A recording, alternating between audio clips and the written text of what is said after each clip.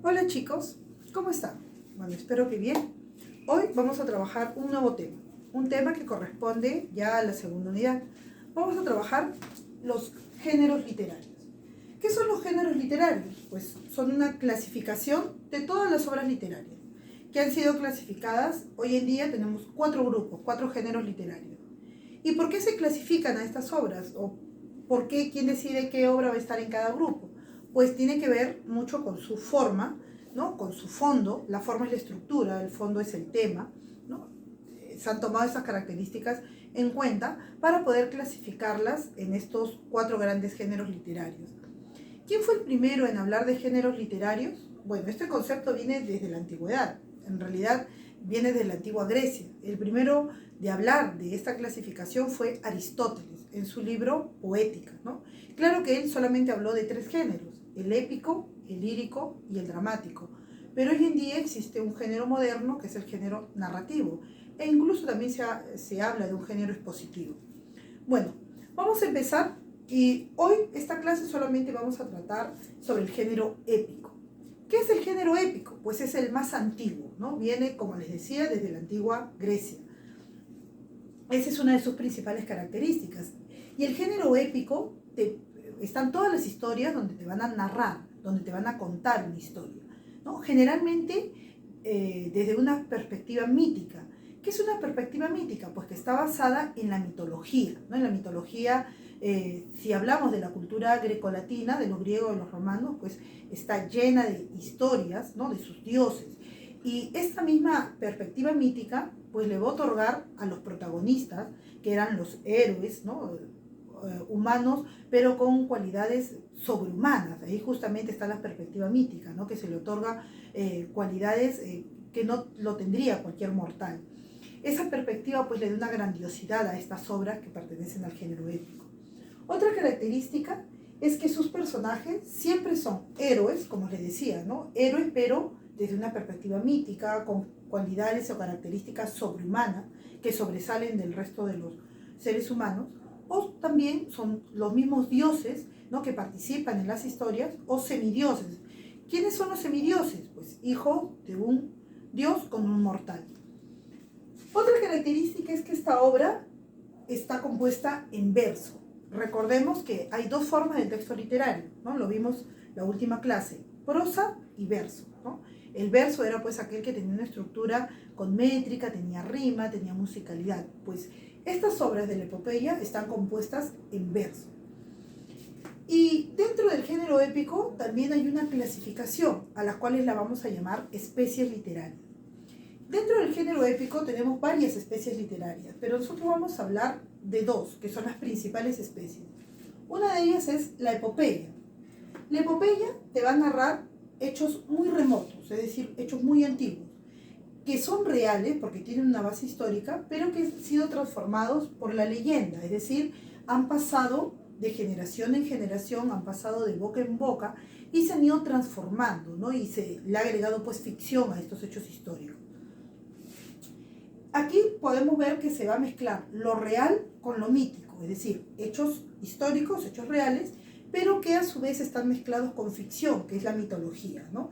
Por eso en este tipo de obras, en las epopeyas, podemos apreciar que hay personajes, seres humanos, pero que conversan con los dioses, ¿no? Ya está la parte de la ficción, y son personajes que realmente existieron, ¿no? Pero se le agrega ficción a los relatos y siempre basados en la mitología. Otra característica es que en la epopeya nosotros vamos a ver que se revela la cultura de todo un pueblo, de toda una civilización. No te cuenta la historia de un personaje aislado, sino que involucra a toda la cultura de un pueblo.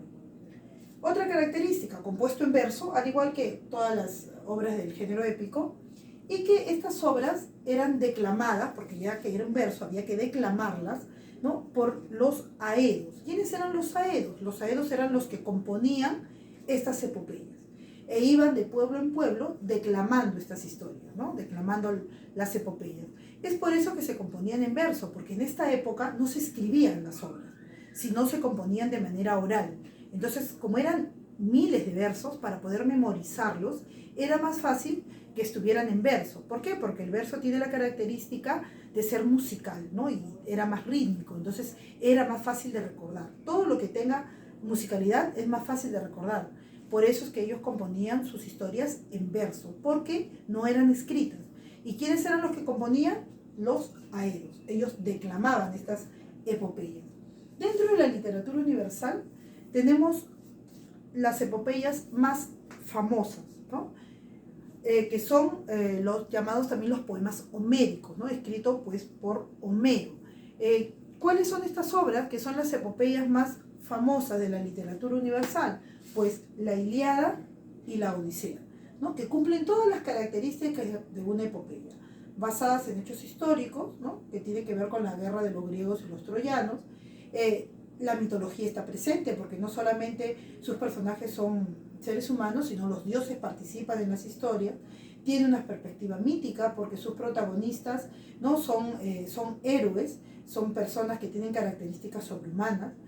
También hay semidioses, ¿no? Por ejemplo, el protagonista de ambas historias son semidioses. De aquí es Aquiles, hijo de la diosa Tetis, ¿no? Y Ulises, hijo de Afrodite. Entonces, está la perspectiva mítica, está también creado en verso, ¿no? Entonces, y te cuenta toda la cultura griega, está presente en estas dos obras. Entonces, cumple todas las características de una epopeya.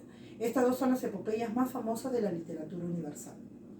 Pasó el tiempo y luego aparecieron otras historias que también pertenecen al género épico, que son los llamados cantares de gesta.